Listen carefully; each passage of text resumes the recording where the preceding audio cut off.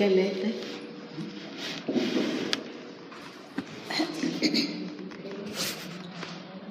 आज किती तारीख आहे?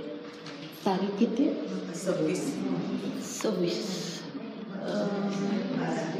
26 डिसेंबर 2018.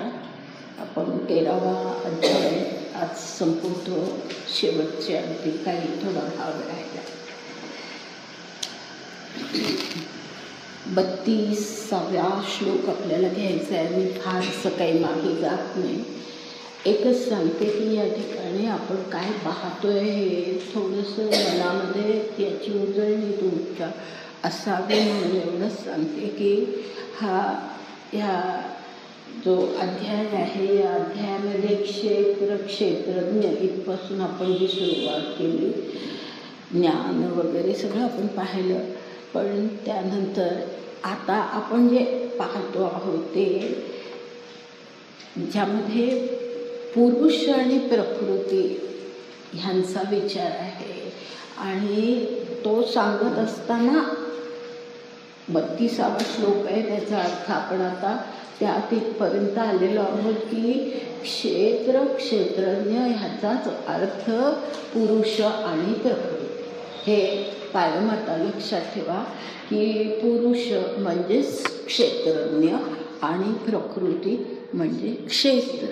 आणि आपल्या स्वतःच्या देहाचा विचार आपण जर केला तर आपल्या देहामध्ये असलेला ईश्वराचा जो अंश आहे, परमात्मा जो आहे तो पुरुष, तो क्षेत्रज्ञ. आणि आपलं शरीर, इंद्रिय, आपली मन, बुद्धी, अहंकार हे सगळं प्रकृती म्हणजे हे सगळं क्षेत्र आहे. आणि तो आत्मा म्हणजेच परमात्म्याचा अंश हा क्षेत्रज्ञ आहे. तर हे मनामध्ये नीट ठेवा. आणि आता आपण 32व्या श्लोकाचा विचार करूया की हा क्षेत्रज्ञ जो आहे, जो पुरुष आहे, जो आत्मा आहे, परमात्मा आहे, तो आपल्या देहामध्ये असला तरीसुद्धा त्याचं स्थान कसं असतं किंवा त्याचं एकूण स्वरूप कसं असतं हे या ठिकाणी सांगितलेलं आहे. पहा, यथा पहिल्यांदा उदाहरण दिलेलं आहे. यथा सर्वगतं सौक्ष्म्यात् आकाशं नोपलिप्यते सर्वत्रावस्थितो देहे तथात्मानोपलिप्यते. म्हणजे ज्या प्रकारे आकाशाचा अर्थ एकूण अवकाश आपण ज्याला म्हणतो, हवाच असं धरा. नंतर आपल्या आकाश म्हणजे काही फक्त ते आभाळ जे काही ढग दिसतात ते नव्हे, ती जी सगळी पोकळीमध्ये जे काही आहे ते सगळं आकाश. ते आकाश जे असतं ते कसं असतं तर कशातही ते शिरतं. जिथे पोकळी आहे तिथे ते शिरतं. आपल्याही शरीरामध्ये जी पंचमहाभूत तत्व आहेत त्याच्यामध्ये आकाश आहेत. ह्याचा अर्थ जिथे जिथे पोकळी आहे तिथे तिथे ते आकाश, तो अवकाश भरलेलाच आहे. कुठल्याही भांड्यात रिकामं ते असेल की त्याच्यामध्ये अवकाश असतंच. पण हे जे म्हटलं आहे यथा सर्वगत म्हणजे ते सर्वत्र जातं.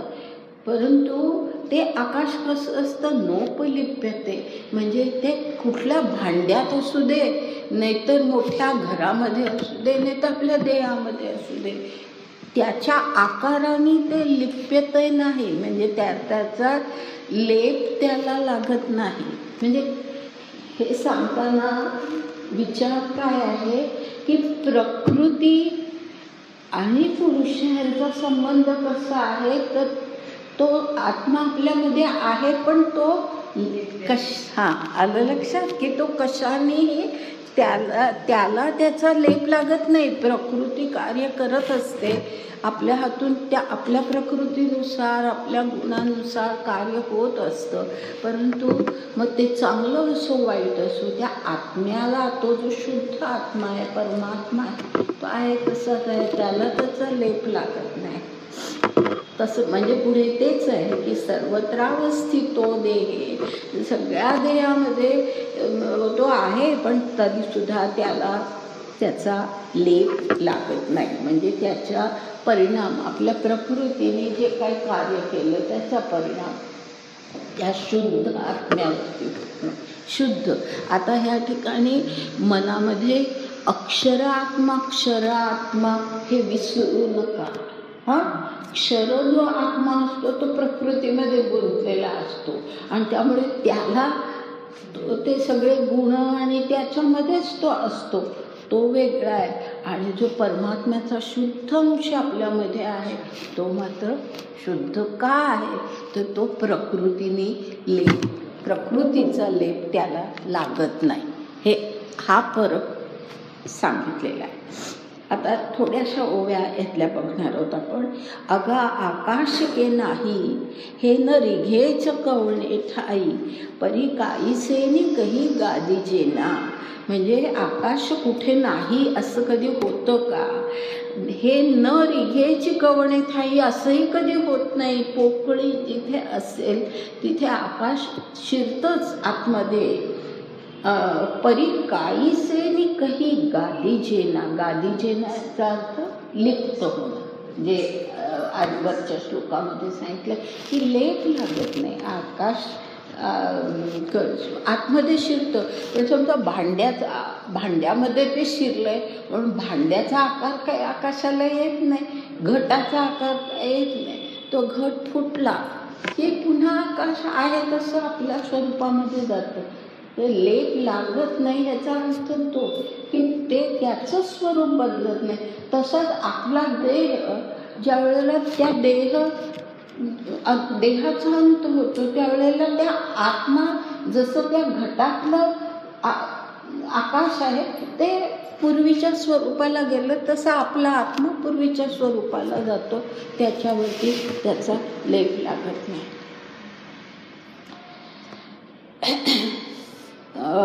तैसा सर्वत्र सर्व देही आत्मा असतूची असे पाही, संग दोषे एकेही लिप्तू नव्हे. आता कळलं असेल ना किती सोपं आहे की संग दोषे म्हणजे प्रकृतीचा संग त्याला लागतच नाही. प्रकृती कशीही असू दे, अगदी सात्विक प्रकृती असली तरी सुद्धा म्हणून काही आत्म्याचं स्वरूप बदलत नाही, तो आहे तसाच असतो. आणि म्हणून आता आपण पुढे जाणार आहोत ना, पुढचा जो अध्याय आहे 14वा अध्याय, त्या ठिकाणी शेवटी जे सांगितलेलं आहे अर्जुनाला की गुण सांगितलेत सगळे आणि शेवटी काय आदेश दिलेला की तू गुणातीत हो, सगळ्या गुणांच्या पलीकडे तू जा, असं जे सांगितलेलं आहे. फार सुंदर तो अध्याय आहे की कारण सात्विक गुणसुद्धा आपण त्याला मोठं सद्वर्तन म्हणतो, चांगलं सगळं जीवन किती सात्विक माणूस आहे, म्हणजे आपण किती आदराने पाहतो त्या माणसाकडे, परंतु त्याच्यामध्ये सुद्धा काही असे दोष असू शकतात की त्या सद्वर्तनाचा त्याला अहंकार असू शकतो की मी किती सद्वर्तनी आहे, ही माणसं पार कशी वागतायत, असं हा जो भेद त्याला वाटतो की मी फार मोठा चांगला, बाकीचे तसे नाही. हे जे आहे म्हणजे अहम सुटतच नाही. सात्विक वृत्तीमध्ये सुद्धा अहम सुटत नाही, हा फार महत्त्वाचा भाग आहे.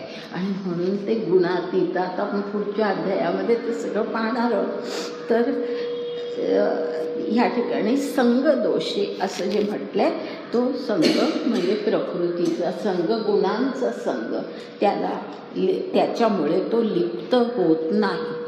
पुढती येथे हेची लक्षणं निरुते, जे जाणावे क्षेत्रज्ञाचे क्षेत्रविहीना.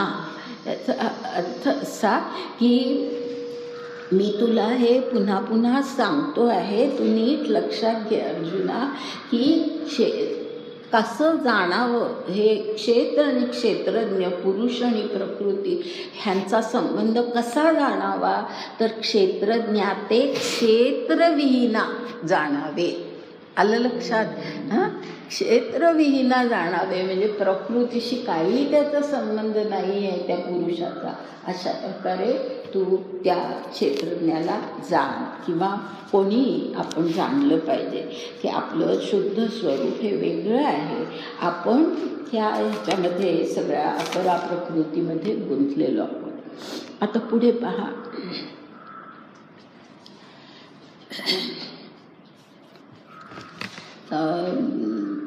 33वा श्लोक आहे. यथा प्रकाश इत्येकः कृत्स्नं लोकमिमं रविः क्षेत्रं क्षेत्री तथा कृत्स्नं प्रकाशयति भारत. म्हणजे भारत हा अर्जुनाला म्हटलेला आहे. तर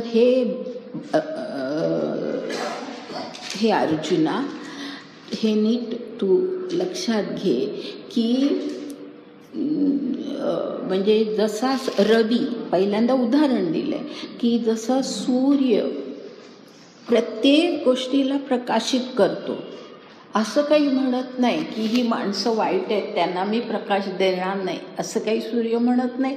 सगळ्या जगाला, सगळ्या माणसांना, सर्व परिस्थितीला प्रकाशित करतो सूर्य. त्याप्रमाणे क्षेत्रम क्षेत्री तथा कृत्स्नं प्रकाशयति भारत. म्हणजे त्याप्रमाणे एकटा, जसा तो सूर्य एकटा आहे पण संबंध जगाला तो प्रकाशित करतो, त्याचप्रमाणे हा सुद्धा एकटाच आहे क्षेत्रज्ञ, पण सर्व क्षेत्राला तो प्रकाशित करतो असं आहे. म्हणजे प्रकाशित करतो याचा अर्थ की त्याचं जे शुद्ध स्वरूप आहे आपल्याला असं, म्हणजे या ठिकाणी फार मोठा खरं म्हणजे सखोल अर्थ आहे. याचं विवरण खूप करता येण्यासारखा हा खरा भाग आहे. मी जरा थोडक्यामध्ये सांगते की आपल्याला असं वाटतं की आपण अपरा प्रकृतीमध्ये गुंतलेलो असतो, त्या गुणांमुळे आपलं सगळं जीवन हे असं कनिष्ठ प्रतीचं झालेलं असतं. पण खरं म्हणजे जे आता ह्या ठिकाणी सूर्याचं उदाहरण दिलं आहे ना, तसाच तो आपल्या आतमध्ये जो शुद्ध आत्मा आहे त्याचा प्रकाश त्या प्रकृतीवरती, त्या गुणांवरती, म्हणजेच आपल्यावरती त्याचा प्रकाश पडत असतो. ह्याचा खरा अर्थ, प्रकाश हा एक प्रतीक आहे, प्रतिकात्मक शब्द आहे तो, पण त्याचा अर्थ काय आहे की तो त्याचा परिणाम किंवा त्याचा तो मार्गदर्शन करत असतो. तो जो शुद्ध आत्मा आहे तो काही असा नाही आहे. आणि हे ना श्री अरविंदांनी इतकं सुंदर प्रकारे सांगितलेलं आहे. म्हणजे मी म्हणून फार विवेचन इथे करत नाही असं म्हटलं, कारण मला मग ते मोह आवडत नाही बोलण्याचा. पण अशा प्रकारे त्यांनी हे केलेलं आहे की असं नव्हे की आपल्या प्रकृतीनुसार चाललं आहे सगळं, असं नाही. आपणच त्या जे मार्गदर्शन आपल्याला खरं म्हणजे होत असतं, आपण त्याच्याकडे पाहतच नाही, लक्षच देत नाही. आपण याच सगळ्या सुखदुःखांमध्ये, सुख आलं तर आलं, दुःख तर येणारच, कायम थोडं सुख असतं. असल्या प्रकारे आपण त्या सगळ्याचं आलेला दिवस असतं ना व्हॉट्सॲपवरती मेसेजेस की आलेला दिवस छान सुखामध्ये काढावा वगैरे. तर हे जे आहे ना, हे आपण त्या ह्याच्याकडे लक्ष देत नाही. म्हणजे तो मार्गदर्शन करत असतो. इथे जे प्रकाश म्हटलेला आहे त्याचा तो खरा अर्थ आहे की जसं सूर्यप्रकाश सगळ्यांना देतो आहे, तसा तो एखाद्या अगदी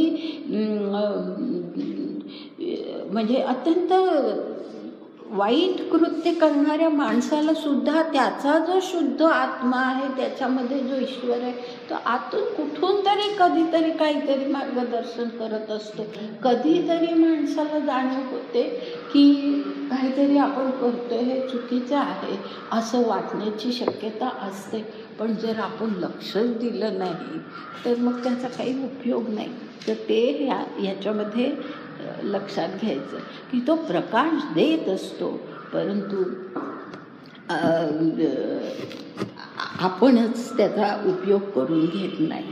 आता पुढे ओव्या पाहूया आपण की संसर्गे चेष्टिजे लोहे परी लोह भ्रामक नोहे, क्षेत्र क्षेत्रज्ञ आहे ते तुला पाडू, दीपकाची अर्ची राहटी वाहे घरीची, परी वेगळीक कोडीची दीपाणी घरा. म्हणजे इथे त्यानं फक्त काय सांगायचं आहे की आत्मा आणि प्रकृती हे दोन वेगळं आहे, हे तू ध्यानामध्ये ठेव.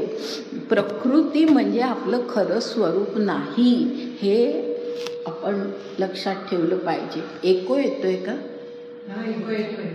हां, मला कारण बोलताना जाणवतोय. येतोय ना? थोडं काहीतरी जरा ते एकोचं एक बटन आहे बघा, तिथे लिहिलेलं आहे एको म्हणून, जरा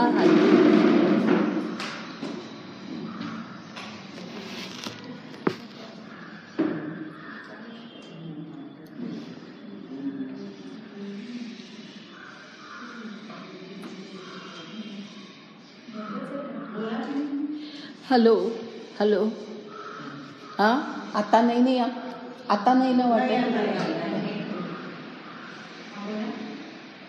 हॅलो हॅलो, येतोय अजून?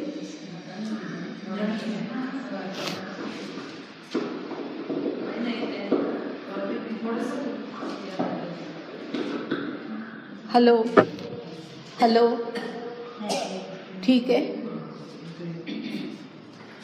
हां,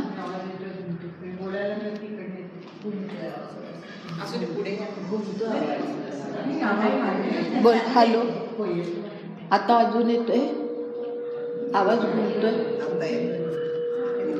असं होतं, काय कर. बंद करूया का? चालेल.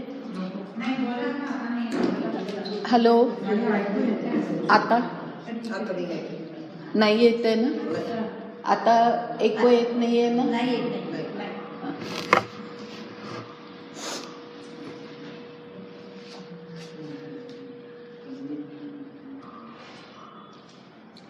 आता आपण सुरू करतोय बघा. संसर्गे चेष्टिजे लोहे, संसर्गे चेष्टिजे लोहे परिलोह भ्रामक नोहे, क्षेत्र क्षेत्रज्ञ आहे तेतला पाडू. म्हणजे क्षेत्र आणि क्षेत्रज्ञाचा ह्यांचा संबंध कसा आहे? पाडू ह्याचा अर्थ की ते एकमेकांशी त्यांचा संबंध कसा आहे? तर लोह चुंबक जो असतो तो लोहावरून फिरवला की लोहाचे कण सगळे त्याच्याप्रमाणे हालतात, परंतु ह्याचा अर्थ तो हा जो आहे लोह चुंबक म्हणजे लोह नव्हे, जरी म्हणजे त्या दोनमध्ये फरक आहे. हे जसं आहे त्याचप्रमाणे क्षेत्रज्ञ यामध्ये फरक आहे. दीपकाची अर्ची राहटे वाहे घरीची, परी वेगळीक कोडीची दीपाणी घरा. म्हणजे घरामध्ये दिवा असतो, त्या दिव्याच्या प्रकाशामध्ये राहटी वाहे घरीची, म्हणजे सगळं घरातली कामं चालू असतात त्या दिव्याच्या प्रकाशामध्ये. परी वेगळीक कोडीची दीपाणी घरा, की दीप म्हणजे घर नव्हे, घर म्हणजे दीप नव्हे, ह्या दोनमध्ये फरक आहे. म्हणजे क्षेत्रज्ञातला फरक आपण लक्षात घेतला पाहिजे असं तिथे म्हटलं आहे. मधल्या एक दोन ओव्या सोडून शेवटची 27वी ओवी. एथ क्षेत्रज्ञ तो ऐसा प्रकाशकू क्षेत्रा भासा, या वरुते हेन पुसा शंका निघा. म्हणजे आता ज्ञानदेवानी सांगितलं की आता आणखीन मनामध्ये याविषयी क्षेत्रज्ञांचा संबंध कसा आहे याविषयी काही शंका घेऊच नका. मनामध्ये शंका निघा म्हणजे शंका घेऊ नका.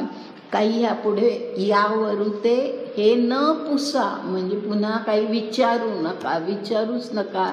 एवढंच आता तुम्हाला, कारण मी सगळं स्पष्ट केलं आहे, तर आता तुम्हाला एवढं माहिती असू दे की क्षेत्रज्ञ तो ऐसा प्रकाशकू क्षेत्रा भासा. म्हणजे क्षेत्र हा भास आहे, प्रकृती हे एक भास आहे. आणि म्हणजे प्रकृती हे आपलं खरं स्वरूप नाही, भास आहे म्हणण्यामध्ये तो अर्थ आहे. ह्याचा काही वेळेला चुकीचा अर्थ घेतला जातो की ज्या ठिकाणी भास आहे असं म्हटलं जातं त्या ठिकाणी ते खोटं आहे, ते नाहीच आहे असा अर्थ घेतला जातो. तसा हा इथे अर्थ नाही आहे. क्षेत्राभासा ह्याचा अर्थ असा की क्षेत्र हे खरं नव्हे.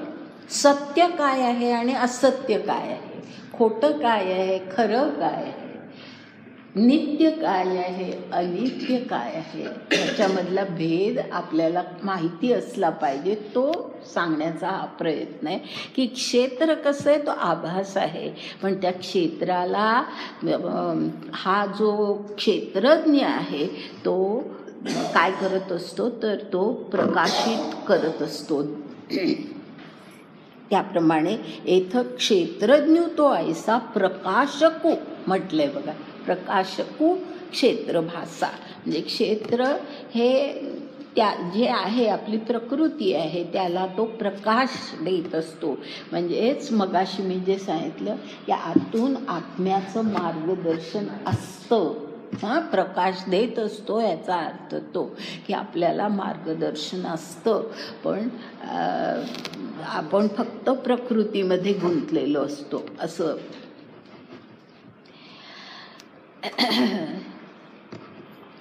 आता पुढे पुढचा श्लोक 34वा. क्षेत्र क्षेत्रज्ञ यो रेव मंतरम ज्ञान चक्षुषा भूत प्रकृती मोक्षा ये विदुर्यांती ते परम असं म्हटलेलं आहे. म्हणजे ये विदुरांती ते परम हा जो शेवटचा भाग आहे त्याचा अर्थ असा की हे जे कोणी जाणतात ते परम म्हणजे श्रेष्ठ आहे. हा शेवट आहे. आता असे कोण लोक काय जाणतात तर ते आत्तापर्यंत जे सगळं सांगितलं तेच तिथे आहे. थोडक्यामध्ये शब्दामध्ये थोड्या शब्दात की क्षेत्र आणि क्षेत्रज्ञ ह्याच्यामधलं अंतर फरक ज्यांना ज्ञानचक्षुषेनी कळलेलं असतं म्हणजे ज्ञानाच्या चक्षुनी ज्यांना कळलेलं असतं पूर्णतः की क्षेत्रज्ञ वेगळं आहे आणि क्षेत्र वेगळं आहे हे ज्ञानचक्षुनीच कळतं. आपल्या चर्मचक्षुनी आपल्याला कळणार नाही म्हणून तो शब्द ज्ञानचक्षु वापरलेला आहे. आपल्या साध्या डोळ्यांनी आपल्याला प्रकृतीच कळते. आपल्याला आपण म्हणतोच कुठे आत्मा कुठे परमात्मा, कारण त्या डोळ्यांना आपल्या साध्या डोळ्यांना ते कधी दिसणार नाही. त्याला ज्ञानचक्षु पाहिजे. आणि म्हणून तो उल्लेख केलेला आहे की ह्या दोनमधला जो अंतर आहे त्यामधला जो फरक आहे तो जी माणसं ज्ञानचक्षु ज्ञानाच्या डोळ्यांनी जे कोणी दृष्टीने जे कोणी जाणतात त्यांना भूत प्रकृती मोक्ष याचा अर्थ असा की आपली भूत प्रकृती म्हणजे प्रत्येक भूतमात्रामध्ये जी प्रकृती असते त्या प्रकृतीपासून ते आपलं स्वरूप खरं स्वरूप वेगळं आहे. मोक्ष याचा अर्थ त्या प्रकृतीपासून ते मुक्त होतात. लक्षात आलं की ते आपलं खरं स्वरूप नाही. आपली प्रकृती हे आपलं खरं स्वरूप नाही. आपण त्याच्यामध्ये गुंतलो आहोत ही आपली चूक आहे हे त्यांना कळतं आणि ते त्याच्यापासून मोक्ष ह्याचा अर्थ की ते मुक्त होतात. या चुकीच्या म्हणजे या अज्ञानापासून ते मुक्त होतात. या अज्ञानापासून ते मुक्त होतात कारण त्यांच्यामध्ये आता ज्ञानचक्षु निर्माण झालेले असतात आणि त्यामुळे प्रकृतीपासून ते मुक्त होतात आणि आपलं खरं स्वरूप काय आहे तर आत्मा हे आपलं खरं स्वरूप आहे हे ते जाणतात. म्हणजे असे ज्ञानचक्षु ज्यांना आलेले आहेत, ही दृष्टी ज्यांना आलेली आहे ते कसे आहेत तर विदुर्यांती ते परम म्हणजे ते सर्वात श्रेष्ठ ज्ञानी. विदुर्यांती म्हणजे ते विद ह्याचा अर्थच मुळी ज्ञान होणं. विद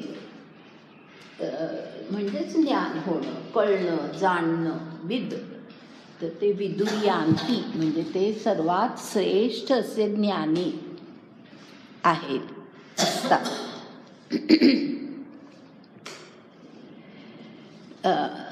थोड्या ओव्या घेणार आहे. पहिली ओवी जी आहे, शब्द तत्व सारज्ञा पै देखणी तेची प्रज्ञा, जे क्षेत्रा क्षेत्रज्ञा अपाडू देखे. आता हे जो पहिला शब्द आहे ना, शब्द तत्व सारज्ञा, हे अर्जुनाला विशेषण लावलेलं आहे. अर्जुनाला म्हटलंय की तो अर्जुन कसा आहे की शब्दाचं जो तत्व आहे, तात्विक अर्थ, शब्दामधला तात्विक अर्थ सारज्ञा म्हणजे त्या बरोबर ज्याला कळलेला असतो असा तो अर्जुन. किती म्हणजे केवढा अर्थ त्याच्यामध्ये आहे बघा, की शब्द तत्व सारज्ञा म्हणजे त्याचं बरोबर त्याचा हे शब्दामध्ये जे काही तत्व सांगितलेलं आहे ते ज्याला पूर्ण कळू शकतं, कळण्याची पात्रता ज्याच्यामध्ये आहे, अशा अर्जुना असं म्हटलेलं आहे. शब्द तत्व सारज्ञा पै देखणी तेची प्रज्ञा. देखणी याचा अर्थ अत्यंत चांगली, हुशार ज्याला म्हणतो ना. देखणा म्हणजे ज्याला योग्य दृष्टी आहे तो देखणा. देखणा म्हणजे दिसण्यात सुंदर नव्हे, तर देखणी तेची प्रज्ञा म्हणजे तीच प्रज्ञा, तीच बुद्धी ही अत्यंत श्रेष्ठ, अत्यंत चांगल्या उच्च प्रतीची असते, की जे क्षेत्रज्ञा अपाडू देखे. अपाडू ह्याचा अर्थ ते दोन वेगळे आहेत. अपाडू म्हणजे ते दोन वेगळे आहेत, हे ज्याला पूर्णपणे कळलेलं असतं. प्रकृती म्हणजे पुरुष नव्हे, पुरुष म्हणजे प्रकृती नव्हे, आणि आपलं खरं स्वरूप जे आहे ते पुरुष हे आहे. क्षेत्रज्ञ हे आपलं खरं स्वरूप आहे. प्रकृती हे नव्हे, तो आपण त्या ह्याच्यामध्ये अज्ञानामध्ये गुंतलेलो असतो. हे ज्यांना योग्य प्रकारे कळलेलं असतं. पै देखणी तेची प्रज्ञा, तीच प्रज्ञा ही सर्वात श्रेष्ठ प्रज्ञा आहे असं सांगितलंय अर्जुनाला. आणि अर्जुनाला ते सांगतानाच म्हटलेलं आहे की शब्द तत्व सारज्ञा असं म्हटलेलं आहे. म्हणजे मी जे काय म्हणतोय ते तुला बरोबर कळणार आहे अर्जुना, हे गृहीत आहे, धरलेलं आहे त्या ठिकाणी. आणि अशा अर्जुनाला ते सांगितलेलं आहे. पुढे मधल्या काही ओव्या गाळते आणि 34वी ओवी घेते. मग क्षेत्रज्ञा क्षेत्राचे जे अंतर देखती साचे, ज्ञाने उन्मेख तयांचे वोवाळू आम्ही. म्हणजे हे ज्ञानदेव अशा प्रकारे भगवंत असं म्हणतायत ज्ञानेश्वरीमध्ये, की हे क्षेत्र आणि क्षेत्रज्ञ ह्याच्यातलं अंतर, त्याच्यातला फरक देखती साचे म्हणजे योग्य प्रकारे जे कोणी बघतात त्यांचा जो ज्ञाने उन्मेख तयांचे, याचा अर्थ त्यांच्या ज्ञानाचा जो उत्कर्ष झालेला आहे. उन्मेख म्हणजे ज्ञान त्यांचं किती वृद्धीला पोचलेलं आहे, किती श्रेष्ठ ज्ञान त्यांच्याकडे आहे. उन्मेख म्हणजे उत्कर्ष, त्यांच्या ज्ञानाचा किती उत्कर्ष झालेला आहे. ज्ञाने उन्मेख तयांचे म्हणजे हा जो उत्कर्ष त्यांच्या ज्ञानाचा झालेला आहे. ओवाळू आम्ही म्हणजे आम्ही त्यांची आरती करतो. ओवाळणं म्हणजे इतकं ते ज्ञान श्रेष्ठ आहे की भगवंत म्हणतात की मी अशा लोकांच्या ज्ञानाची आरती करतो. म्हणजे देव आणि किंवा ईश्वर आणि मानव ह्याच्यातला संबंध कसा असतो पहा, की आपण ज्ञानाच्या उच्च स्थानापर्यंत गेलो की तो ईश्वर आपल्या ज्ञानाची आरती करतो. म्हणजे किती उच्च प्रकारचा विचार आहे हा, की असा संबंध ईश्वर आणि मानव ह्यांच्यामध्ये असतो.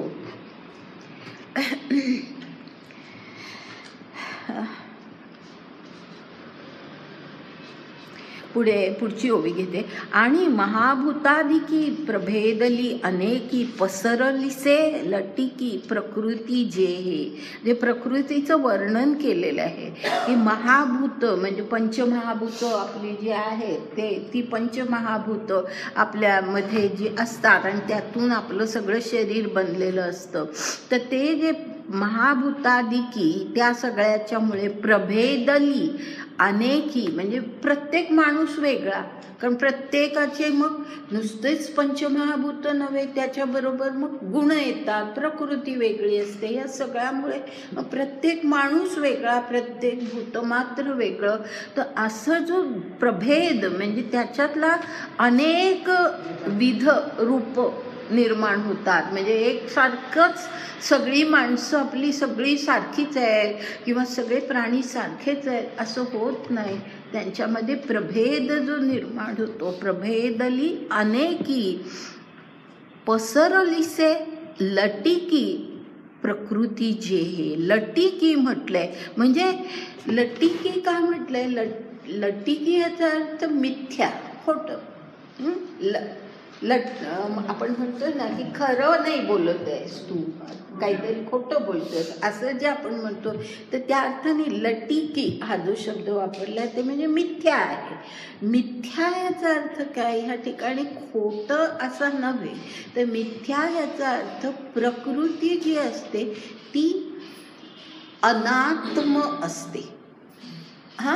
आत्मा आणि अनात्मा ह्याच्यातला फरक ते सांगत आहे. प्रकृती कशी असते? अनात्म म्हणजे आत्म्यापासून ती वेगळी असते, अलिप्त असते. आत्म्याचा, आपल्या शुद्ध आत्म्याचा हा प्रकृतीशी काही संबंध नाही. प्रकृती काही करू दे. ते ह्याच्या आधी येऊन गेले, मला आठवतं हनुमंता वगैरे असे सगळे शब्द येऊन गेले. तो अनुमोदन देत असतो की करा, तुम्ही काय करते, प्रकृती काय करते त्याला तो अनुमोदन देत असतो. तो अलिप्त असतो प्रकृतीपासून. अपर प्रकृती ही अक्षर आत्म्याची किंवा शुद्ध आत्म्याची प्रकृती नव्हे. मग म्हणजे तो त्या प्रकृतीपासून तो दूर आहे. तर आत्मा आणि अनात्मा. आता आणखीन आत्तापर्यंत फक्त क्षेत्र आणि क्षेत्रज्ञ, पुरुष आणि प्रकृती एवढेच शब्द आले होते. आता पहा आणखीन एक महत्त्वाचा शब्द आलेला आहे, आत्मा आणि अनात्मा. तर प्रकृती जी आहे ती अनात्मा, ती आत्म्यापासून फार अलिप्त आहे. आत्म्याचा तिच्याशी काही संबंध नाही, म्हणजे शुद्ध आत्म्याचा, अक्षर आत्म्याचा. तर आत्मा आणि अनात्मा हे आता आणखी ह्याचा खरा म्हणजे उल्लेख अगदी सुरुवातीला हा विचार सुरू झाला ना, तिथे कुठेतरी येऊन गेला आहे, मला आता बरोबर आठवत नाही, पण एकदा तो येऊन गेलेला आहे. पण ठीक आहे, आता लक्षात घ्या की ही प्रकृती जी आहे ती मिथ्या आहे. मिथ्या याचा अर्थ अनात्मा म्हणजे ते सत्य स्वरूप नाही. सत्य ह्याचा अर्थ लक्षात घ्या की आपल्या अध्यात्मामध्ये सत्य आणि असत्य ह्या ज्या कल्पना आहेत ह्या अशा प्रकारच्या आहेत की सत्य कशाला म्हणतात की जे शाश्वत असतं ते सत्य आणि जे अशाश्वत असतं ते असत्य. आता प्रकृती ही अशाश्वत आहे तर ती असत्य, ती मिथ्या. आणि आत्मा जो आहे तो शाश्वत आहे. तो जरी ह्या शरीरातून बाहेर पडला तरी सुद्धा तो पुन्हा कुठेतरी आहेच, म्हणजे तो काही नाश पावत नाही, म्हणजे तो सत्य. परमात्मा सत्य, आत्मा सत्य आणि प्रकृती मिथ्या, अनात्मा. तर अनात्मा हा शब्द अशा अर्थी आलेला आहे.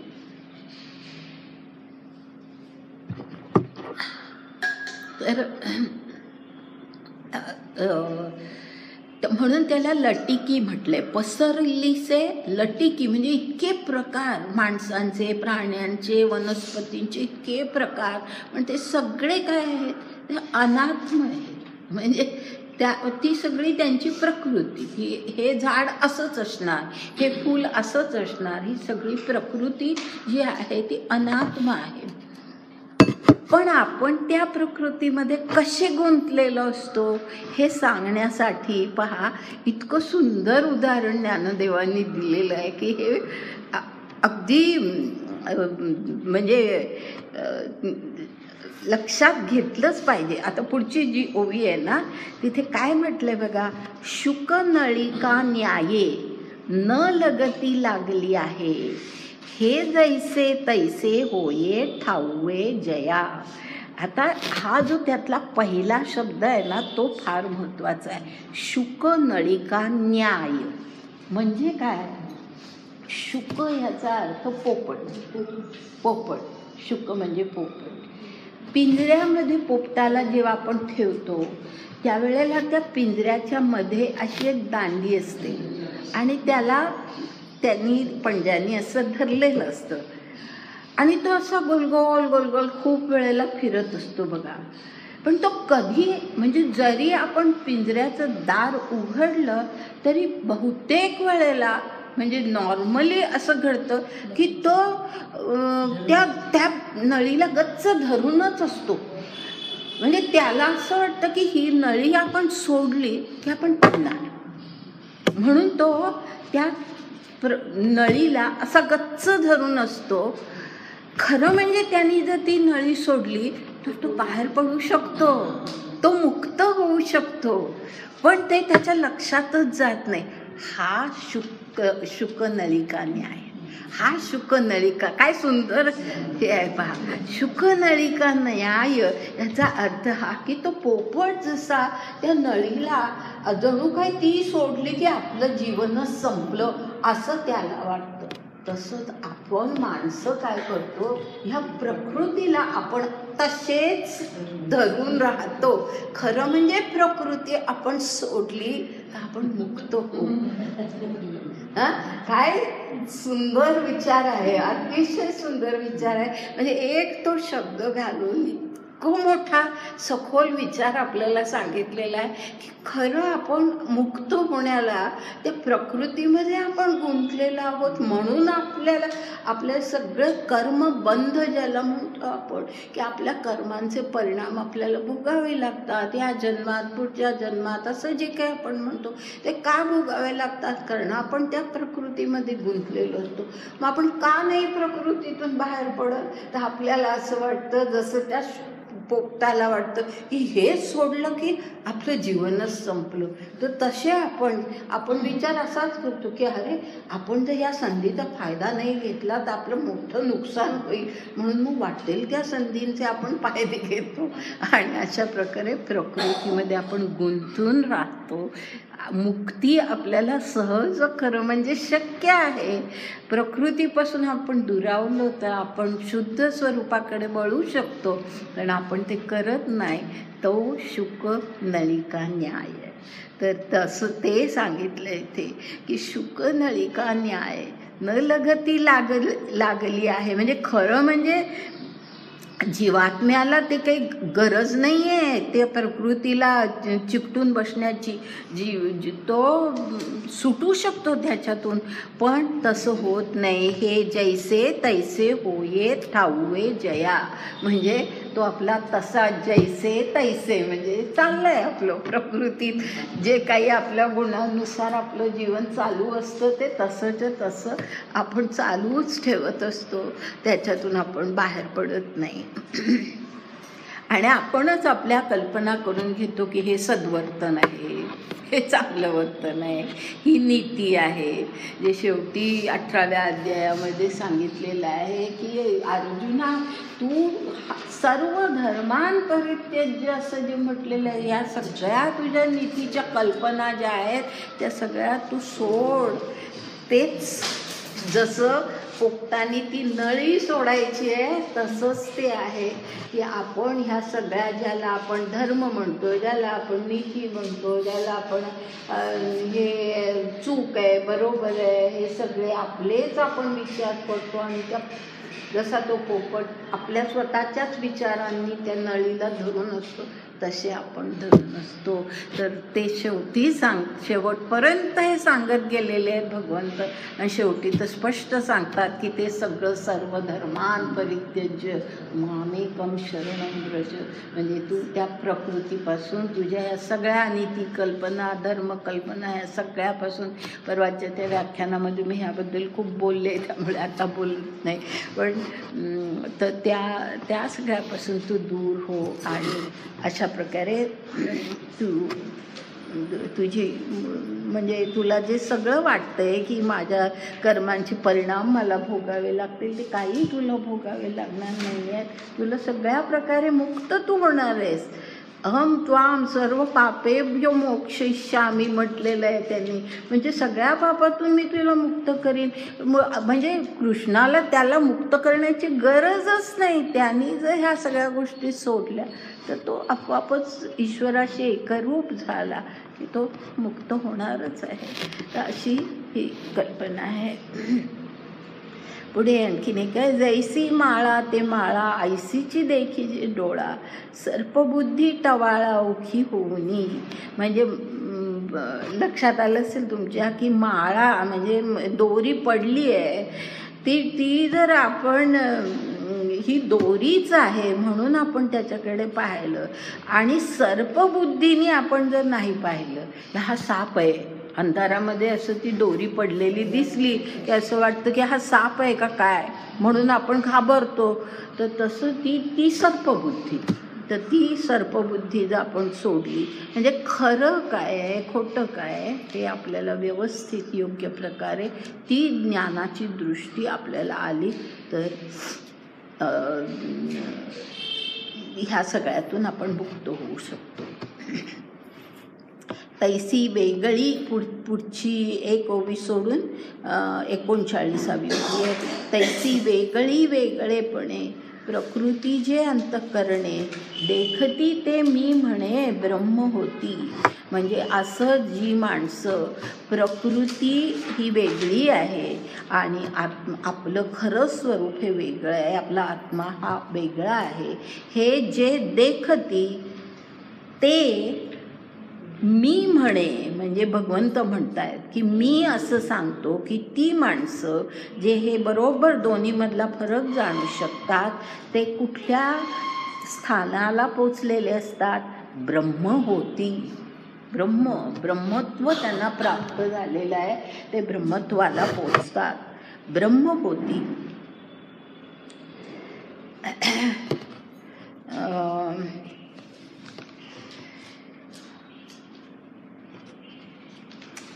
आता पुढे आपण एकदम जाऊया 43वी ओवी. आत्तापर्यंत सगळं प्रकृती आणि पुरुष, क्षेत्र, क्षेत्रज्ञ, आत्मा, अनात्मा ह्यामधला भेद स्पष्ट झाला. मला असं वाटतं की आता हे सगळे शब्द तुम्हाला व्यवस्थित कळलेले आहेत. आता एकदम 43वी ओवी बघा. ऐसा हा जी आघवा श्रीकृष्णे तया पांडवा उगाणा दिधला जीवा जीवाचिया. म्हणजे जीवा जीवाचिया ह्याचा अर्थ प्रकृती पुरुष विचाराचा उगाणा ह्याचा अर्थ स्पष्ट अर्थ किंवा त्याचं सगळं खरं स्वरूप. उगाणा म्हणजे त्याचं खरं स्वरूप जे काय आहे, प्रकृती आणि पुरुष याबद्दलचा जो विचार आहे गीतेमधला भगवंतांनी सांगितलेला, त्याचं खरं स्वरूप हे श्रीकृष्णाने अर्जुनाला, पांडवा म्हणजे अर्जुन, श्रीकृष्णे पांडवा उगाणा दिधला म्हणजे स्पष्टपणे ते स्वरूप सांगितलं. येर कलशीचे येरी रिचविजे जयापरी आपण पे तया हरी दिधले तैसे. म्हणजे एका कळशीत, कलशी म्हणजे कळशी, एका कळशीतलं पाणी काढायचं, दुसऱ्या कळशीमध्ये ते ओतायचं.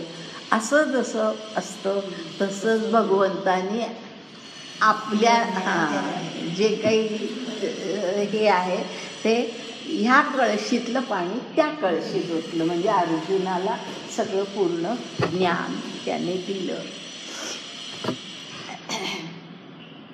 आणि मग पुढे असं म्हटले आणि कोणा देता कोण, आता हे ज्ञानदेवांचा उद्गार आहे. आत्तापर्यंत आपण भगवंताचा उद्गार पाहिले, आता ज्ञानदेव म्हणतात. आणि पुढची 45वी ओवी, आणि कोणा देता कोण, तो नर तैसा नारायण, वरी अर्जुना ते कृष्ण हा मी म्हणे. म्हणजे आता म्हटलं की ह्या कळशीतलं पाणी त्या कळशीत घालावं, तसं ह्याने आपलं ज्ञान त्याला दिलं. पण मग इथे ज्ञानदेव म्हणतात कोण देणारा आणि कोण घेणारा. कारण शेवटी द्वैत नाहीच आहे, एकच आहे, नर आणि नारायण. हे दोन्ही मुळे मी म्हटले पहा, हा मी म्हणे असं म्हटलंय. म्हणजे कृष्ण म्हणतंय की शेवटी काय की मीच आहे तो, म्हणजे नरही मीच आहे, नारायणही मीच आहे, म्हणजे दोन्ही मीच आहे, त्याच्यामध्ये द्वैत काहीच नाही. म्हणजे ह्यानी त्याला दिलं असं म्हणण्यामध्ये काही अर्थच नाही, असं ज्ञानदेव म्हणतात. शेवटी 46व्या ओवीचा शेवटचा भाग आहे, तेवढाच घेते. परी असो ते नाथिले वगैरे, त्याचं काय म्हणजे त्या ठिकाणी असं म्हटलं आहे फक्त ज्ञानदेवानी की जाऊ दे, मी आता ते सोडून देतो. असो म्हणजे मी आता हे विवेचन इथे सोडून देतो. उगीच न पुसता का मी बोले, कोणी मला विचारलं नाही आणि मीच कशाला बोलू, तर मी ते सोडून देतो. किंबहुना दिधले सर्वस्व देवे, म्हणजे ईश्वराने आपलं सगळं सर्वस्व अर्जुनाला दिले.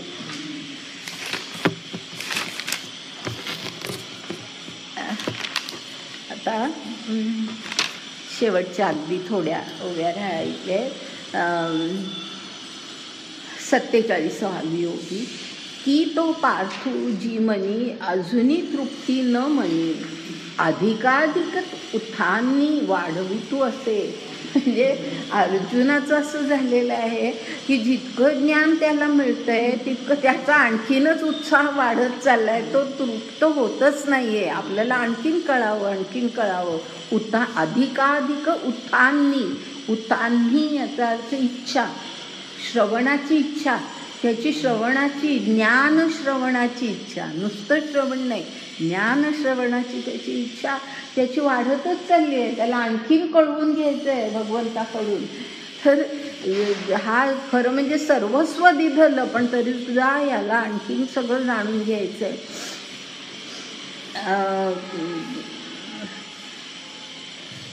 पुढची ओवी आहे, स्नेहाची या भरोवरी, आंबुथीला दीपू घे थोरी, चाड अर्जुना अंतरी परिसता तैसी.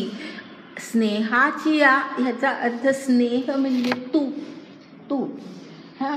तूप ज्या वेळेला दिव्यामध्ये भरपूर असतं, तूप म्हणा, तेल म्हणा, जे काय असेल ते भरपूर घातलेलं असतं, भरोवरी म्हणजे अगदी भरून अगदी घातलेलं असतं, तेव्हा आंबुथीला दीपू घे थोरी, म्हणजे त्या तुपानी आंबुथीला म्हणजे भरलेलं, ती ज्योत जी आहे ती त्या तुपानी या तेलाने अगदी भरून राहिली आहे. असा जो दीप असतो तो कसा होतो, थोरी, म्हणजे तो अगदी छान प्रकाश त्याचा पडतो, त्या ज्योतीचा प्रकाश खूप चांगला पडतो. तसं अर्जुनाचं झालेलं आहे की आता इतकं ज्ञान त्याला मिळालं आहे की त्या दीपासारखी त्याची अवस्था झाली आहे की संबंध भरलाय तो आता त्या ज्ञानाने, असं पूर्ण तो भरलेला आहे.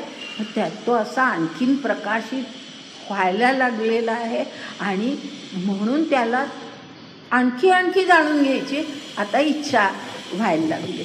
चाड अर्जुना अंतरी परिसता तैसी, म्हणजे आणखीन परिसणे म्हणजे ऐकणे, परिसता म्हणजे जितकं तो ऐकतोय तितकं त्याची आतली इच्छा, चाड म्हणजे इच्छा, अर्जुनाची आतली इच्छा आणखीन वाढतेच आहे. मध्ये एक ओवी आहे, मी नुसता अर्थ सांगते की त्या ओवीमध्ये असं म्हटले, पुढची 49वी ओवी आहे ना, तिथे असं म्हटलं आहे की सुगरणीचं उदाहरण दिलं आहे की सुगरण स्वयंपाक करते आणि जेवणारे जे आहेत ते अगदी चवीने जेवणारे आहेत. मग तिला जसा उत्साह येतो की ते अगदी चांगलं म्हणतायत म्हटल्यानंतर तिलाही असं वाटतं की आपण ह्यांना आणखीन चांगलं घालावं. ते जसं घडतं तसं आता भगवंताला झालेलं आहे की अर्जुन इतकं चांगलं ऐकतोय, त्याला आणखीन जाणून घ्यायची इच्छा आहे, आपण आणखीन सांगावं असं भगवंताला वाटतंय. तैसेजी होतसे देवा, तैसेजी म्हणजे आता मी जे सुग्रणीचं उदाहरण दिलं ते, तैसेजी होतसे देवा तया अवधानाची या लवलवा, पाहता व्याख्यान चढले थावा चौगुणे बरी. म्हणजे लवलवा ह्याचा अर्थ काय म्हणतो आपण, टवटवी म्हणतो ना, की असं एखाद्या गोष्टीचं असं फ्रेश टवटवी जशी असते, तर तैसे जी होत असे देवा म्हणजे ईश्वर ह्याला भगवंताला आणखीन सांगावं असं वाटायला लागलेलं आहे. कारण हा इतकं चांगलं अवधान देतो आहे की त्याच्या अवधानाची टवटवी वाढतेच आहे. आणि त्यामुळे देवाला, ईश्वराला, भगवंताला असं वाटतंय की आता आणखीन याला सांगावं. पाहता व्याख्यान चढले थावा चौगुणे बरी, म्हणजे आणखीन चौपट त्याला जोर आला भगवंताला सांगण्याचा, असं ज्ञानदेव म्हणतात. आता याच्या पुढे जे आहे 52वी ओवी घेते आणि ती जी आहे ती संजयाच्या तोंडची. संजय म्हणतोय धृतराष्ट्राला, काय म्हणतोय तर आता आनंदमय आघवे विश्व कीजेल देवे, ते राये परिसावे संजयो म्हणे. म्हणजे आता इतका उत्साह भगवंतालाही आलेला आहे, अर्जुनालाही आलेला आहे. आता जे काही तो बोलेल ते कसं असणार आहे तर अगदी आनंदमय सगळं विश्व होऊन जाईल अशा प्रकारे ते विवेचन आता असणार आहे.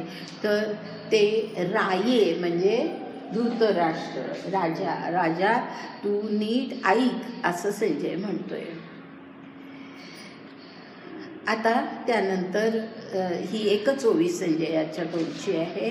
आणि मग त्यानंतर थोडंसं ज्ञानेश्वरांनी जे म्हटलेलं आहे, चांगले काही शब्द आहेत या ठिकाणी, आणि म्हणून या ओव्या घेते काही महत्त्वाच्या.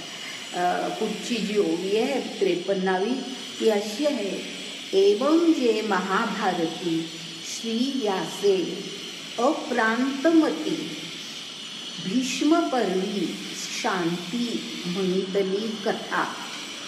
म्हणजे काय तर अशा प्रकारे तर ज्ञानेश्वर श्रोत्यांना सांगतात की अशा प्रकारे एवं म्हणजे अशा प्रकारे महाभारतामध्ये श्री व्यासांनी महाभारत सांगितलं तर श्री व्यासे, आणि त्या व्यासांचं वर्णन आहे. हा पुढचा जो शब्द आहे ना अप्रांतमती, हा अप्रांत याचा अर्थ अमर्याद बुद्धी, अशी ज्या व्यासांची बुद्धी आहे अमर्याद आहे, व्यासांचं वर्णन आहे ते.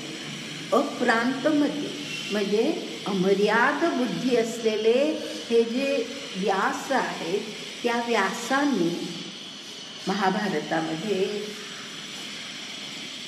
भीष्म पर्वी म्हणजे त्या महाभारतामधली निराळी जी पर्व आहे त्यातल्या भीष्म पर्वामध्ये शांती म्हणितली कथा, ही शांती कथा सांगितलेली आहे.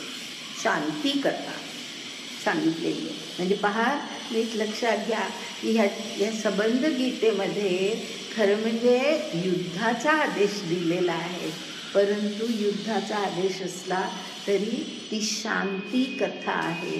ह्याचं कारण काय लक्षात घ्या की शांती कथा म्हणजे केवळ सांगण्यातली शांती नव्हे किंवा विचारातली शांती नव्हे. ह्याला शांती कथा म्हणताना त्या पर्वाला सुद्धा शांती पर्व म्हटलेलं आहे त्या विष्णा. तर ते शांती का म्हटलेलं आहे हे आपल्याला माहिती असलं पाहिजे. ते अशा प्रकारे आहे की ज्या वेळेला आपण ह्या अशा प्रकारे जो आत्तापर्यंत सगळा उपदेश केला आहे की प्रकृतीपासून आपण अलिप्त व्हायचं आहे, आपण आत्म्याशी निगडीत व्हायचं आहे. हे जे सगळं अशा प्रकारे ज्या वेळेला आपण वागत जातो त्यावेळेला आपण ज्या एका श्रेष्ठ अवस्थेला जातो, त्यामुळे आपण कुठलंही कर्म करू दे.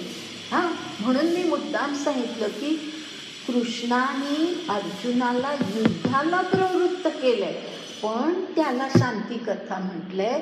याचं कारण कर्म कुठलंही असू दे, अगदी हत्येचं कर्म असू दे, हत्येचं कर्म ज्या वेळेला उचित कर्म म्हणून अर्जुन करणार आहे, त्यावेळेला जर तो अशा प्रकारे आतून शांत झालेला असेल, आत्म्याशी आणि परमात्म्याशी तो निगडीत असेल, तो आंतरिक शांती त्याला जर मिळालेली असेल, मनामध्ये कुठला क्रोध नाही, द्वेष नाही, असं जर त्याच्या आतमध्ये परिस्थिती असेल, तर आपोआपच कुठलंही कर्म, म्हणजे हा तर फार महत्त्वाचा गीतेतला उपदेश आहे की तुम्ही कोणतंही कर्म करा, जर ते उचित कर्म त्या विशिष्ट परिस्थितीमध्ये तुम्हाला केलंच पाहिजे. मग ते हत्येचं का असे ना, आता अर्जुनाला तर हत्येचं कृत्य करायचं, तर तुम्ही कोणतंही कृत्य करा, अंतर्गत शांती कधी ढळू द्यायची, अंतर्गत शांती कधी ढळू द्यायची नाही.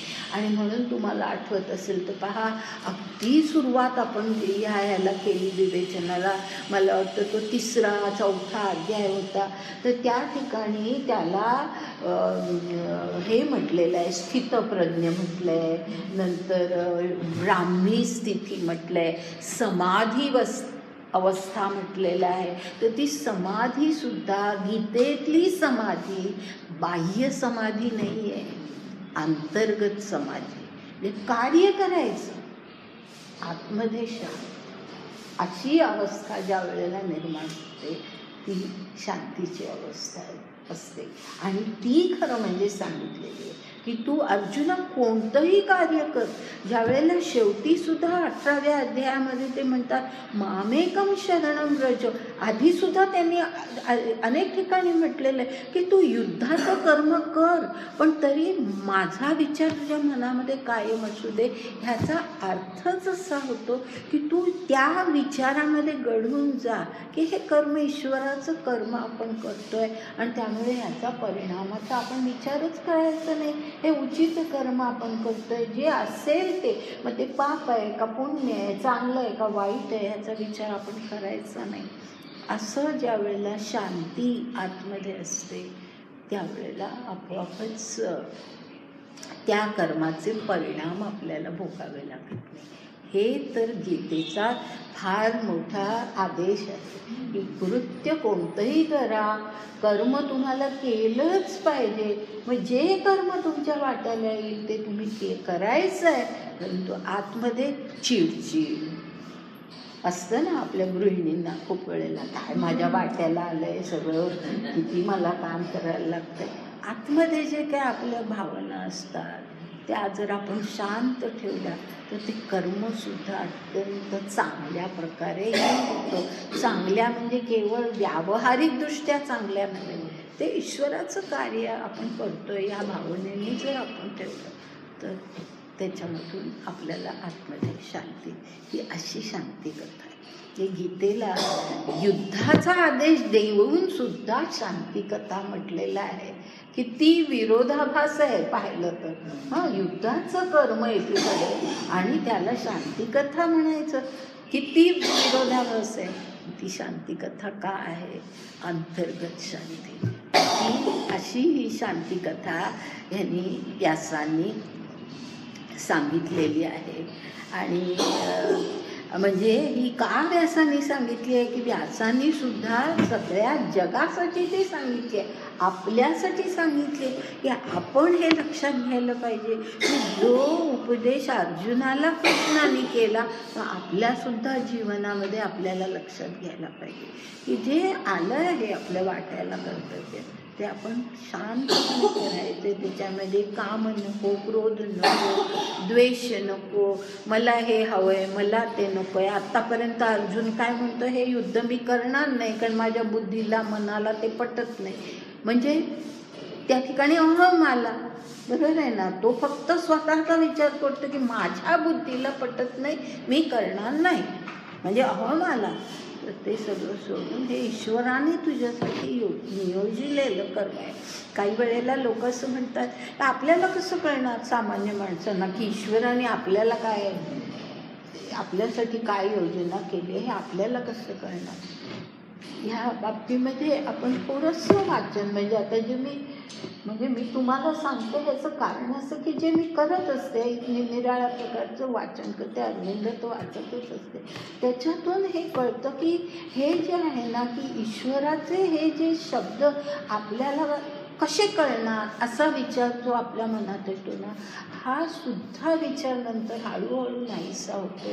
कारण का आपण आपलं हेच नाही, म्हणजे आपण लक्ष देत नाही आहे त्याच्याकडे, आपण आपल्याच ह्याच्यामध्ये गुंतलेलो आहोत.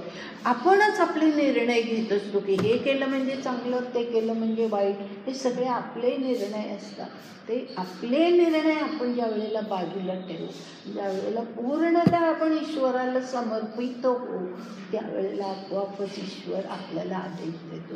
जसं अरविंदांना घडलं की त्यांना आदेश यायचे आणि त्यांनी म्हटलंय की तर मला आतून कित्येक त्यांच्या डायरी ज्या आहेत त्याच्यामध्ये त्यांनी लिहिलेलं आहे की मला आतून हे ऐकायला यायचं की तू चंद्रपूरला जा, तू पॉंडेचेरीला जा, तू ह्याचं स्वातंत्र्य मिळणारच आहे याला देशाला, आता तू तुझं कार्य वेगळं आहे, आता तू त्याच्यामध्ये अडकू नको, तुझं कार्य आता वेगळं आहे, आता देशासाठी नाही सर्व मानवतेसाठी तुला कार्य करायचं आहे. हे आदेश त्यांना आतून येत होते, हे आदेश त्यांना ऐकायला येत होते. ह्याचं कारण पूर्णतः शांत, म्हणजे ही जी शांती आहे ना ती आपल्यामध्ये नसते. थोडासा आपण म्हणून ते जे मेडिटेशन वगैरे जे असतं ना, मेडिटेशन ह्याचा खरा म्हणजे अगदी आपण त्याच वेळेला तिथेच बसलं पाहिजे, हेच केलं पाहिजे, तेच केलं पाहिजे असं काही नाही. आपण आतमध्ये शांत होऊन थोडासा विचार केला की आपल्याला या सगळ्या जागृती हळूहळू येतात. आणि तुम्ही तुमचे अनुभव जर लक्षात घेतले तर कधीतरी आपल्याला असं वाटतं की आपण करतोय हे बरोबर करतोय का, काहीतरी चूक तर नाही होत आपल्या हातून. तर कुठेतरी आपल्या मनात ज्या वेळेला हे बरोबर आहे का नाही आहे, मी असं करू का नको करू, हे जे काही येतं ना ते ईश्वर आपल्याला मार्गदर्शन आतून करत असतो. तिथे कुठेतरी आपण लक्ष देणं आपला आतून येतो. आणि ह्या बाबतीमध्ये ना आणखीनही म्हणजे जे मला स्वतःला म्हणजे हे माझा विचार म्हणून मी सांगते की हे जे वेदांच्या बाबतीमध्ये सुद्धा जे हे आहे की त्या ऋषीमुनींना वरून ऐकायला आलं असं आतापर्यंत आपण त्याचं वर्णन हे असंच करतो. पण आपण जर नीट विचार केला ना तर आपल्याला असं लक्षात येईल की वरून तर येणारच, कारण ईश्वराशी ते इतक्या काही उच्च अवस्थेला पोचलेले होते. कारण अरविंदांनी सुद्धा म्हटलं की ते हेच म्हणजे तो काळच असा होता की हे शाश्वत सत्य आहे काय याचं शोध घेण्याचा प्रयत्न हे ऋषीमुनी करत होते. आणि त्यांच्या ज्या प्रयत्न होते त्या प्रयत्नांमुळे ते इतक्या उच्च अवस्थेला आंतरिकदृष्ट्या गेलेले होते की त्यांना वरून तर येतच असेल आदेश, म्हणजे प्रश्नच नाही. ईश्वर त्यांना निश्चित वरूनही म्हणजे तो जो विश्वातीत आहे तोही त्यांना मार्गदर्शन करत असेल, पण त्याचबरोबर आतून सुद्धा त्यांना आदेश येत असेल. आतून जो ज्याला आपण म्हणतोय ना आत्ता ज्याचा मी उल्लेख केला, आतूनही त्यांना ते एक अंतस्फूर्त ज्याला आपण म्हणतो ती अंतस्फूर्ती इंट्युइशन ज्याला इंग्लिशमध्ये म्हणतात, ती इंट्युइशन त्यांना आतून मिळत असते काय की हे असं आहे, हे असं आहे. आणि मग जे त्यांना कळलं सत्य म्हणून जे काही त्यांना कळलं ते त्यांनी पुढच्या लोकांना सांगितलं. तर वेद ज्याला आपण ज्ञान हां इतक्या उच्च अवस्थेला ते पोचले. त्यामुळे आपल्या मनामध्ये जी शंका येते की आपल्याला कसं कळणार की हे ईश्वराने आपल्यासाठी योजलं आहे की नाही, थोडंसं शांत व्हावं. शांत व्हावं हा पहिला मार्ग असतो की थोडं शांत व्हावं आणि त्याच्यातून मग आपल्याला हळूहळू येतं, आपल्याला जे काय करायचं आहे ना त्याला शक्तीसुद्धा मिळते. म्हणजे माझंच उदाहरण बघा की मी इतक्या अवस्थेला कुठेतरी असते. 1-2 डिसेंबरला मी ICU मध्ये होते इथे याच्यामध्ये आणि इतक्या वाईट अवस्थेमध्ये होते की पल्स पूर्ण गेली होती. माझं प्रेशर इतकं लो गेलं होतं की माझ्या कुठल्याही वेनमधून रक्त येत नव्हतं.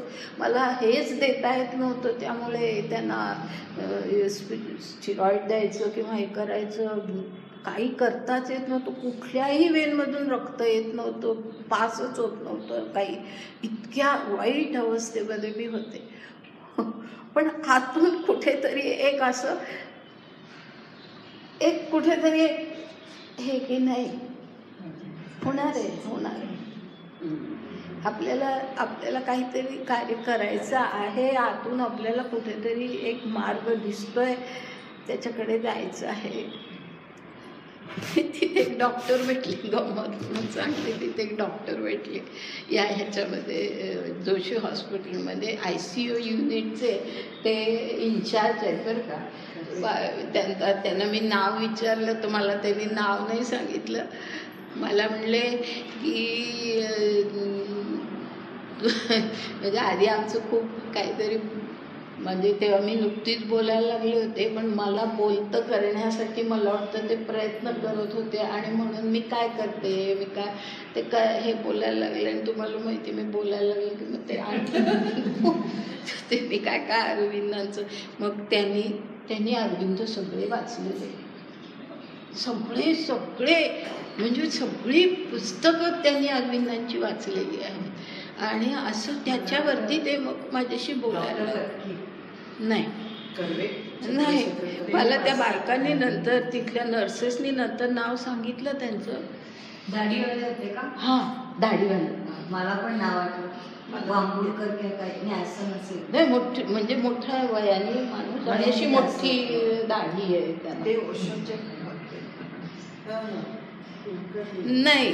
नाही मला वाटतं, कारण त्यांचं असं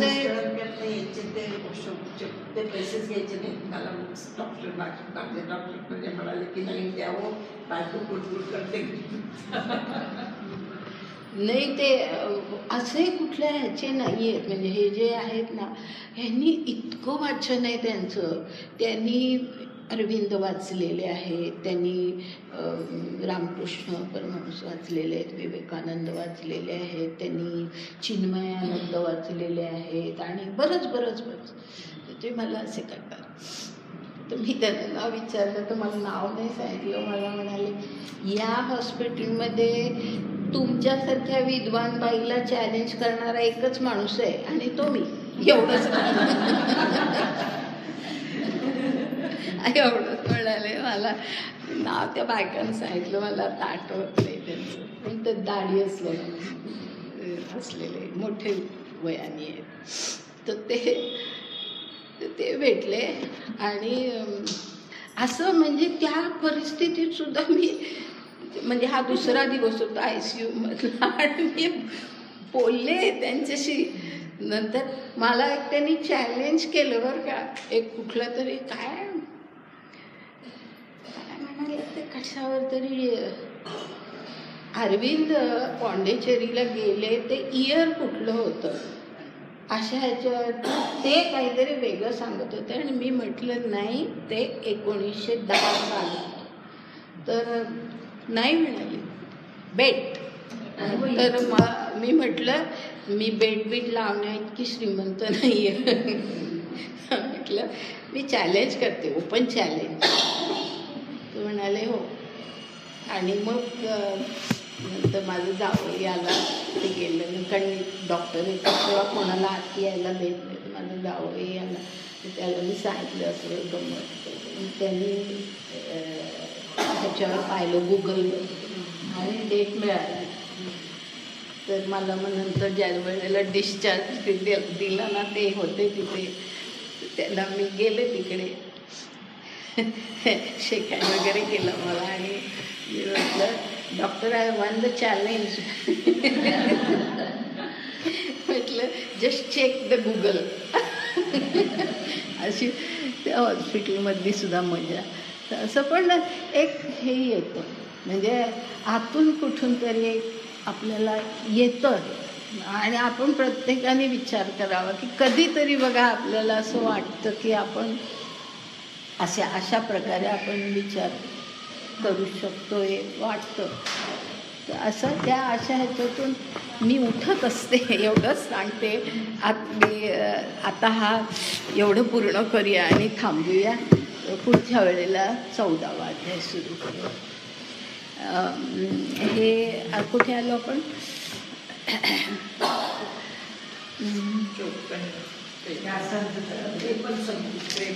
53. हां, शांती कथा. आता त्यानंतर हां, ते छान हे ज्ञानदेवांचे शब्द आहेत म्हणून मी हे घेते.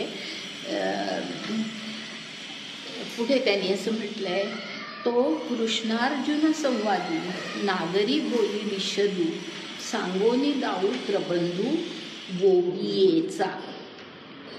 हा जो कृष्णार्जुन संवाद आहे तो नागरी बोलीमध्ये, म्हणजे त्यावेळची जी बोलीभाषा होती त्या बोलीभाषेमध्ये विशद मी करतो आहे, मी स्पष्ट करून सांगतो आहे. सांगोनी दाऊ प्रबंधू, म्हणजे हा सगळा प्रबंध मी तुझ्या पुढे मांडतो आहे. आणि कशाच्या स्वरूपात हे ज्ञानदेव म्हणतात. वोवियेचा, वोवी म्हणजे ओवी, ओवीच्या स्वरूपामध्ये मी सगळा प्रबंध मी मांडतो आहे. पुढे म्हटलंय, नुसधीची शांती कथा आणि झेल कीर वाक्पथा जे शृंगाराचा माथा पाय ठेवती. हे छान उल्लेख आहे की ही शांती कथा आहे, जी सगळी आहे ही शांती कथा आहे. पण ती कशी आहे? जे शृंगाराचा माथा पाय ठेवती. आता असं का म्हटलं आहे तर सर्वसाधारणपणे वाचक जे असतात त्यांना शृंगार रस असलेल्या गोष्टी आवडतात. अशा कादंबऱ्या हे वाचायला माणूसच शेवटी माणूसच तो. त्यावेळेला म्हणजे हे काही नव्हतं असं नाही. सगळे टी व्ही नसेल, आज टी व्हीवरती असल्या ज्या गोष्टी असतात ते बघायला फार आवडतं. कुठेतरी प्रेमकथा आहे, तो तिच्या प्रेमात पडलाय, ते काय आली येतं ते नवीन तुझे काय, हां तुला पाहते, म्हणजे प्रेमकथा चुकवायची नाही वाटते ते झालं. असं आहे की नाही? तर असं म्हणजे मला मूर्खातच काढतात हल्ली लोक. टी व्ही पाहत नाही. माझ्या घरातल्या बायका मला म्हणतात, अहो तुम्ही एवढा मोठा टी व्ही घेतला कशाला, तुम्ही पाहत नाही. तर असं हे जे आहे तर ते म्हणून ते म्हटलं आहे की शृंगाराच्या माथा पाय ठेवती. म्हणजे शांती कथा कोणाला आवडत नाही, शृंगार कथा आवडते. पण मी अशी शांती कथा सांगणार आहे की जी शृंगाराच्या माथा पाय ठेवती. त्याच्यापेक्षा सुद्धा जी आपल्याला ऐकावीशी वाटेल, श्रेष्ठ आहे अशी ही कृष्णार्जुन संवाद कसा आहे. कृष्णार्जुन संवाद हा असा आहे की आपल्याला ऐकत राहावासा वाटतो. शृंगाराचा माथा पाय ठेवती.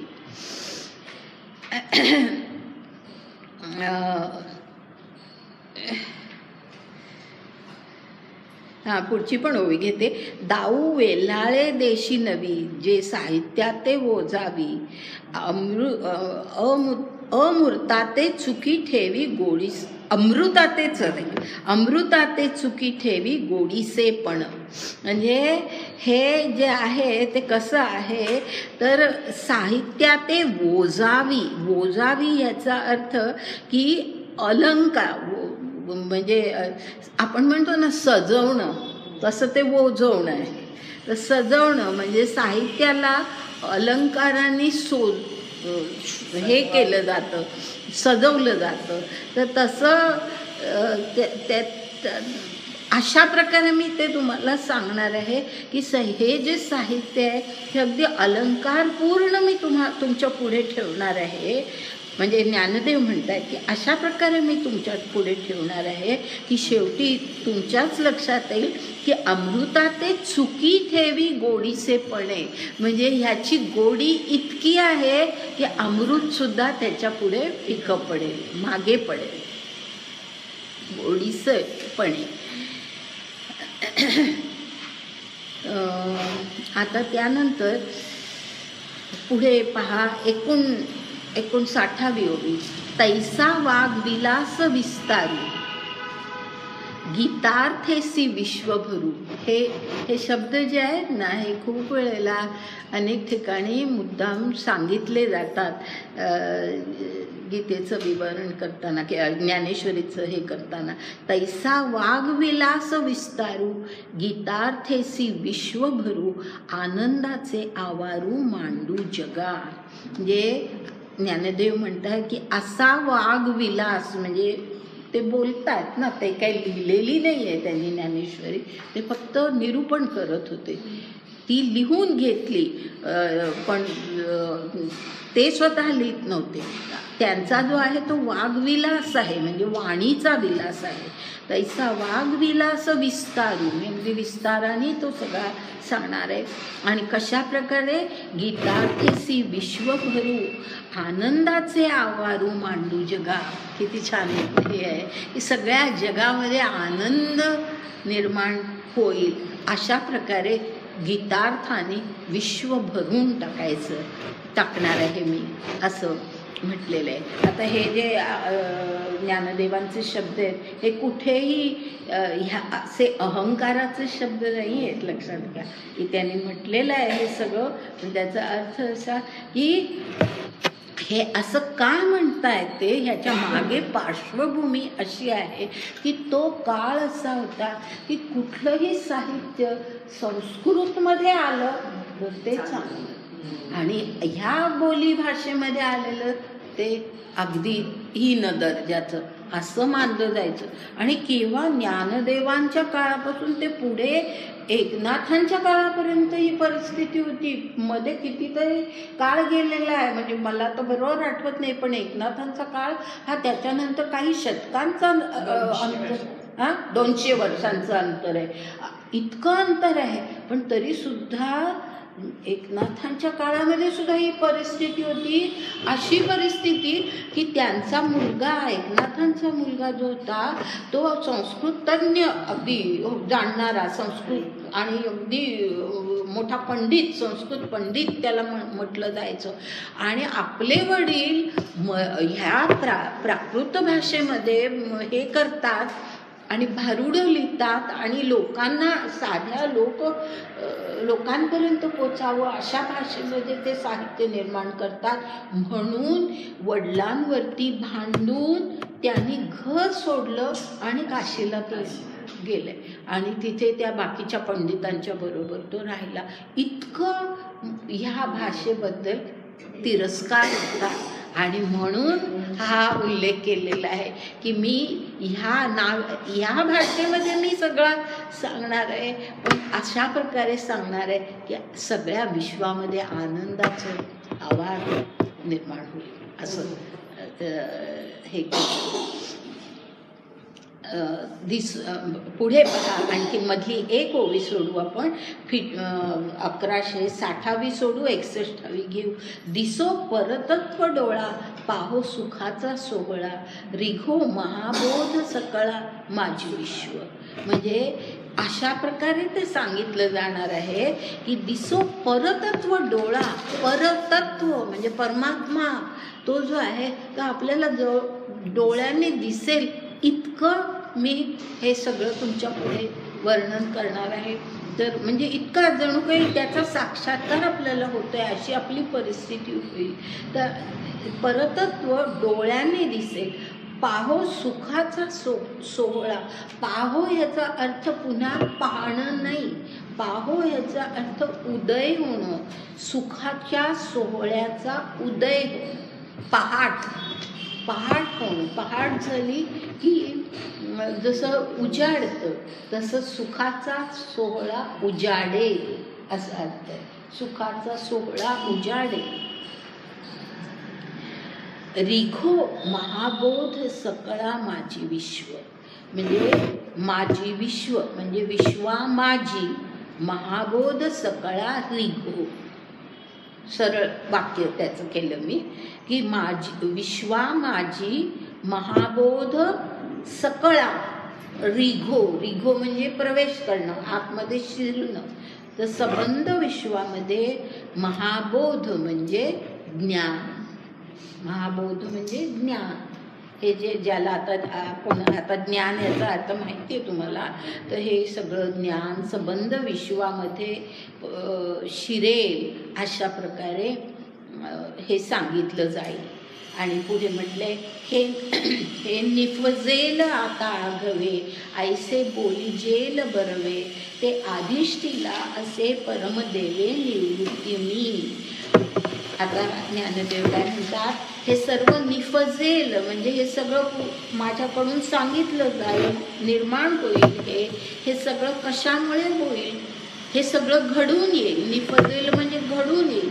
हे कशामुळे हे सगळं घडून येईल, तर ऐसे बोलिजेल बरवे, माझ्याकडून हे चांगलं बरवे बोलिजेल, माझ्याकडून बोलवलं जाईल, माझ्याकडून हे बोलवलं जाईल.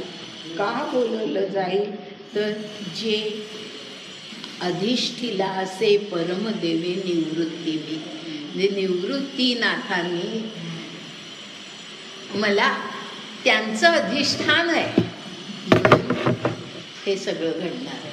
त्यांच्या अधिष्ठानामुळे, हे माझ्या बुद्धीने नाही आहे. पहा किती मी नाही ही मी, आणि मी नेहमी हे सांगते की ही नुसती विनम्रता नाही आहे, कारण विनम्रता काही वेळेला खोटी पण असू शकते.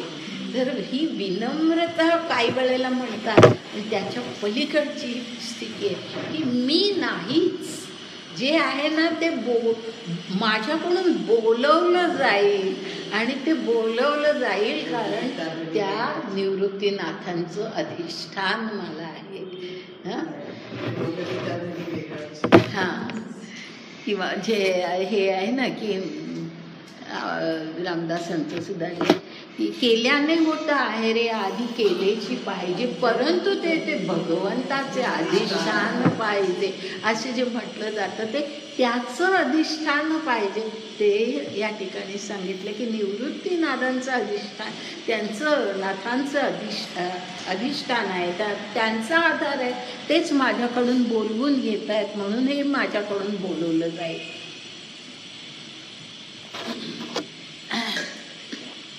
पुढे आता मधल्या काही सोडू ओव्या आणि शेवटची ओवी. किंबहुना आता देवो अवसरू मज देयावा, ज्ञानदेव म्हणे बरवा सांगेन ग्रंथू. म्हणजे आता निवृत्तीनाथांना त्यांनी विनंती केली आहे की आता पुढच्या अध्यायाकडे जायचं आहे ना, म्हणून तिथे जाण्याच्या आधी विनंती केली आहे की अवसरू मज देयावा, म्हणजे मला थोडा तुम्ही संधी द्या. अवसरू म्हणजे मला संधी द्या की मी हा ग्रंथ चांगल्या प्रकारे सांगू शकीन, ही संधी मला तुम्ही द्या. म्हणजे तुमचं अधिष्ठान हे कायम राहू दे माझ्या मागे, त्याशिवाय हे घडणार नाही आहे.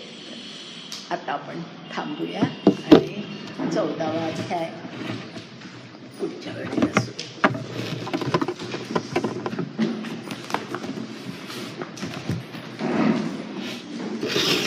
पसायदान तुम्ही म्हणा.